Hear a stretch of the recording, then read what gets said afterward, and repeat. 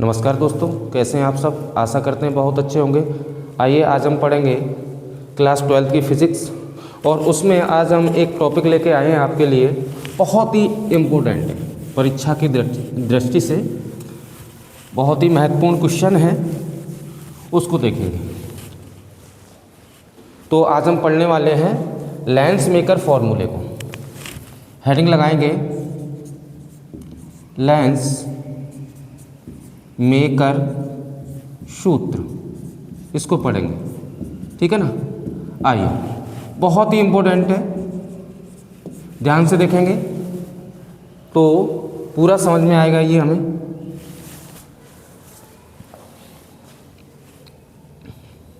देखो, पहले हम इसका चित्र बनाएंगे।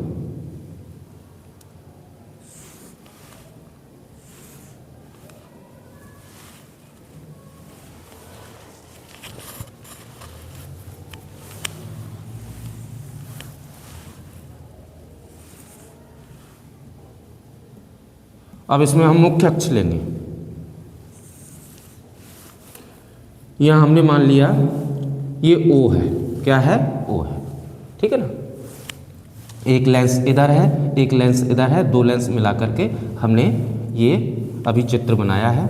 मान लिया वस्तु यहाँ रखी हुई है, यहाँ पर कोई P वस्तु है, P मान लो, O मान लो, आपकी मर्जी है। O यहाँ ले लिया है तो हमने P मान लिया इसको, ठीक है ना।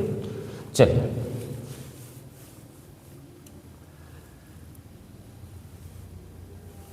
एक किरण को यहाँ से गुजार देंगे, ऐसे होकर के चली जाएगी, है ना।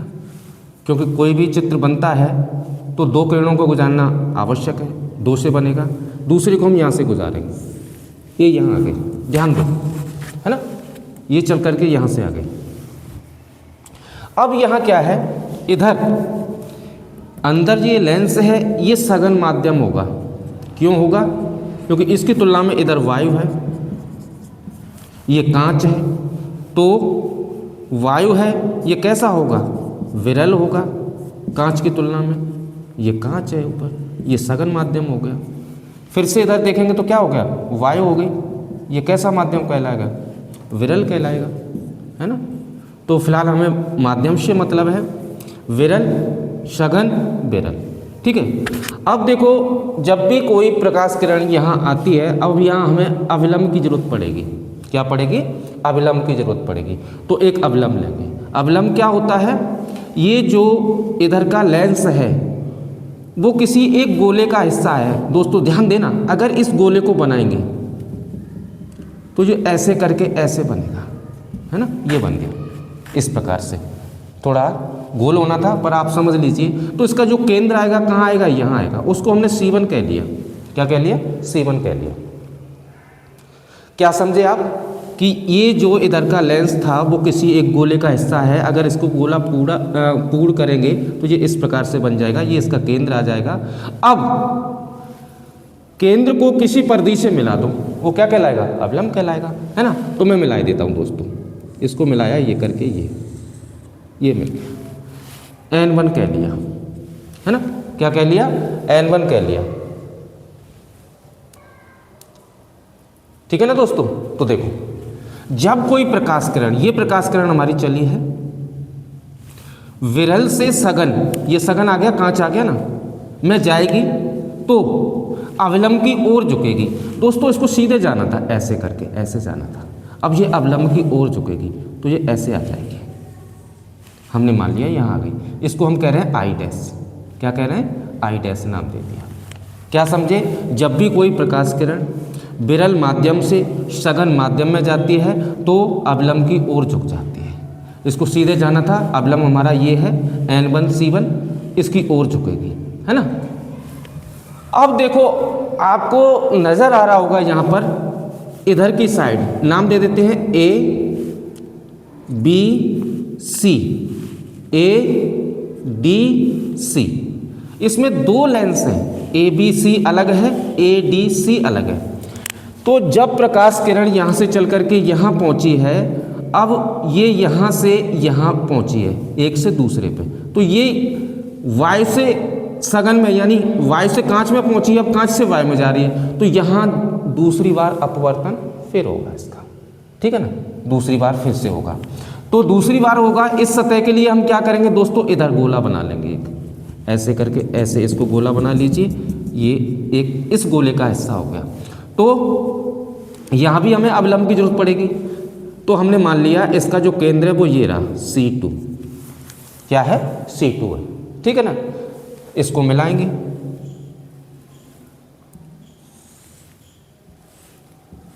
ये हमारा N2 हो गया, ये N1, ये N2 हो गया।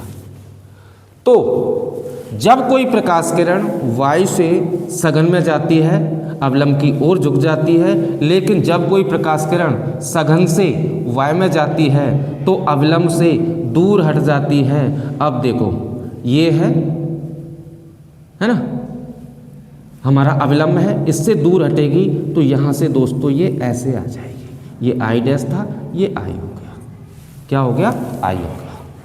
समझ में आ गया चित्र। दोबारा से सबसे पहले प्रकाश किरण हमने ये गुजार दी, दूसरी वाली हमारी ये जा रही है, यहाँ लेंस मिला, इधर वायु था इधर लेंस था, इसका यहाँ हुआ तो ये यहाँ से चल करके अवलंब की ओर झुकी तो यहाँ आ गई। अब यहाँ ये जो इसका प्रतिबिंब बनना है ये इस वाली सतह के लिए वस्तु का कार्य करेगा, तो यहाँ I पर आकर के इसका दोबारा यहाँ जब होगा तो ये I पर आके इसका प्रतिबिंब बन जाएगा, ठीक है ना। आओ लेके चलते हैं आप इसका डेरिवेशन। तो देखो सबसे पहले जब प्रकाश किरण हमारी यहाँ चली है, यहाँ देखेंगे सतह कौन सी है ABC, सतह ABC से अपवर्तन हेतु या के लिए, है ना। फॉर्मूला लगाएंगे, आप जानते हैं N2/B minus N1/U equal to N2 minus N1/R से। ये कब लगता है दोस्तों, जब कोई भी प्रकाश किरण विरल माध्यम से सघन माध्यम में जाती है, ध्यान देना इस बात पे, विरल से सघन में जाएगी तब ये बनेगा। अब ध्यान दो N2 V क्या है, V हमारी प्रतिबिंब की दूरी है दोस्तों, O से लेकर के P तक ये हमारी वस्तु की दूरी है। जब किरण यहाँ से चली है तो इसका प्रतिबिंब कहाँ बना है I डैश पर, तो OI डैश ये प्रतिबिंब की दूरी है, तो V हमारी प्रतिबिंब की दूरी होती है, यानी कि OI डैश लिखेंगे और ये प्लस का आएगा, क्यों आएगा समझो। अब ध्यान देना, प्रकाश किरण हमारी ऐसे चल के जा रही है और जो भी दूरियां हैं इसकी वो हम इसके बिंदु O से मापेंगे। कहाँ से मापेंगे, O से मापेंगे। तो यहाँ से दूरी हम OI डैश है ना, OI डैश है ना, इधर ही किरण गई है, ये किरण इधर ही गई है और इधर ही आप यहाँ से दूरी माप रहे हैं, तो दोनों की दिशा सेम हो गई, एक ही दिशा में होगा ये काम हमारा। जिधर किरण जा रही है वहीं उसी दिशा में हम दूरी मापेंगे तो प्लस का लेंगे, काय का लेंगे प्लस का लेंगे, और जिधर किरण गई है उसके विपरीत दिशा में मापेंगे तो हम माइनस का लेंगे, काय का लेंगे माइनस का लेंगे। तो ध्यान दो किरण ऐसे गई है, ये वाली ये चिन्ह लगा हुआ है, और दूरी आप मुख्य यहाँ से O से मापेंगे तो OI डैश हमारा काय का होगा प्लस का होगा, माइनस N1/U। U देखो दोस्तों, U वस्तु की दूरी O से P, तो ये माइनस का आएगा equal to N2 minus N1R। R क्या है, R देखो ये इस गोले का हिस्सा है ना, तो O से केंद्र तक की दूरी हमारी क्या कहलाएगी, त्रिज्या ही तो कहलाएगी, तो ये हो गया OC1। R का काम कौन करेगा, OC1। इसको समीकरण फर्स्ट कह दिया है ना। ये एक बार अपवर्तन इसका हो गया। अब यहाँ अपवर्तन होगा दूसरी बार। सतह कौन सी है, ADC, सतह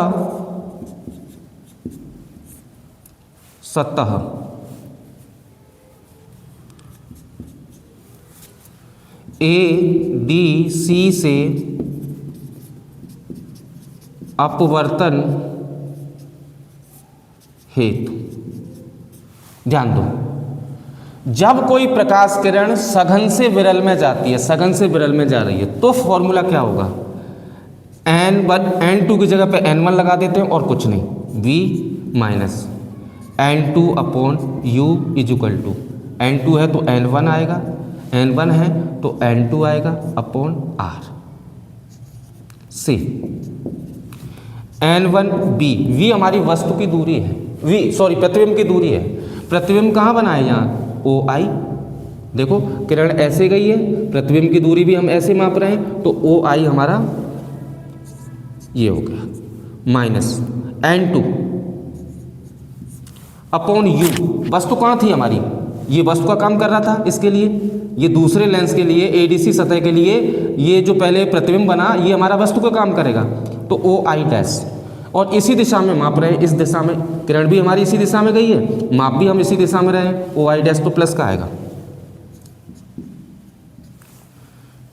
is equal to N1 minus N2 upon R का मतलब ये वाली दूसरी सतह ADC वो किस गोले का हिस्सा है, उसका केंद्र क्या है, C2 है ना, तो OC2 इसकी त्रिज्या हो जाएगी, OC2। ये समीकरण सेकंड हो गया। दोस्तों समीकरण फर्स्ट व सेकंड को जोड़ने पर, दोनों को आपस में जोड़ देंगे। जब जोड़ेंगे तो देखो LHS LHS के साथ जोड़ेगी, इसके साथ RHS RHS के साथ जोड़ेगी, ठीक है ना। तो देखते हैं N2 upon OI dash minus minus plus N1 upon OP plus N1 upon OI minus N2 upon OI dash is equal to N2 minus N1 upon OC1 plus N1 minus N2 upon OC2। दोस्तों ऊपर से इसका screenshot ले लीजिए, चाहो note कर लीजिए, मैं यहाँ से साफ करने वाला हूँ, फिर यहाँ से आगे की कैलकुलेशन ऊपर सॉल्व करते हैं। जल्दी करिए, कर लिया, चलो।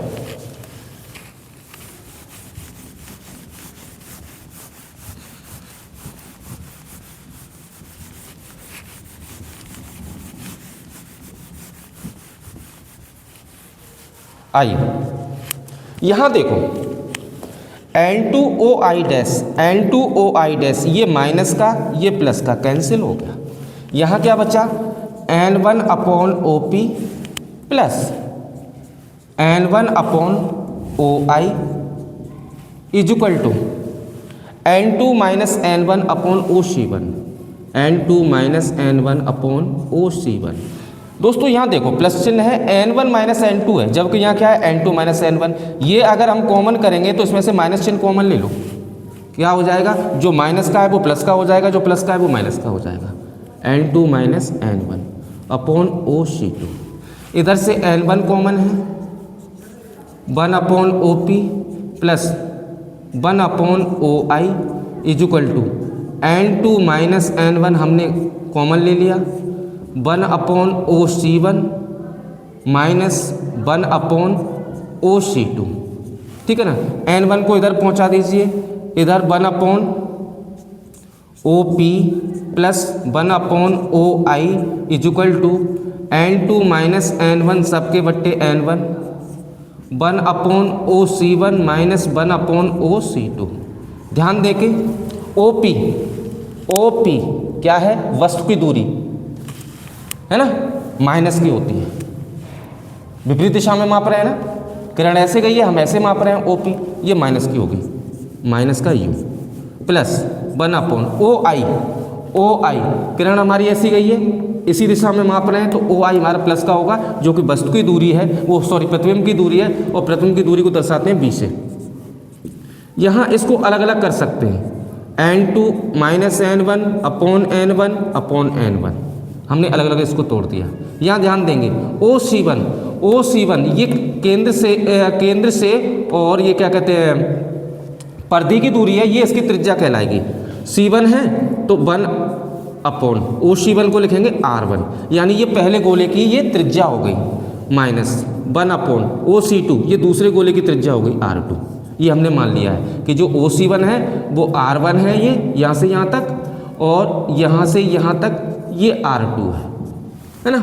आइए 1/v minus 1/u is equal to n2/n1 को n21 लिखते हैं, ठीक है ना। और n1 से n1 कैंसिल हो गया, -1 आ गया। 1/r1 minus 1/r2। दोस्तों यही होता है लेंस मेकर का सूत्र, यही होता है। आशा करते हैं आपको समझ आ गया होगा, ठीक है ना। बहुत ही इम्पोर्टेंट टॉपिक है, परीक्षा में पूछा ही जाता है, तो इस टॉपिक को आज आप पढ़ेंगे। मिलते हैं आपसे अगली वीडियो में, तब तक के लिए नमस्कार।